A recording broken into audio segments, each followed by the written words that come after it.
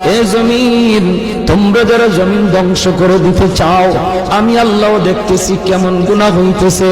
যেই মানুষ আমি আল্লাহ এত আদর করে বানাইলাম, আসমান আল্লাহ বানাইছেন কুন ফায়াকুন বইলা, ফেরেশতা আল্লাহ বানাইছেন কুন ফায়াকুন বইলা, জমিন আল্লাহ বানাইছেন কুন ফায়াকুন বইলা, কিন্তু আমারে আপনারে আল্লাহ পাক কুন ফায়াকুন বইলা বানায় নাই। আমাকে আপনাকে যখন আল্লাহ বানাইছে, খালাকতু বিয়াদাইয়া, আল্লাহ বলে আমি আমার নিজের হাত দিয়া বান্দা বান্দিরে বানাইছি। কারণ এই চেহারার মধ্যে এত দামি কপাল, ওই কপাল দিয়া বান্দা আমার কুদরতি কদমে সেজদা দিবে।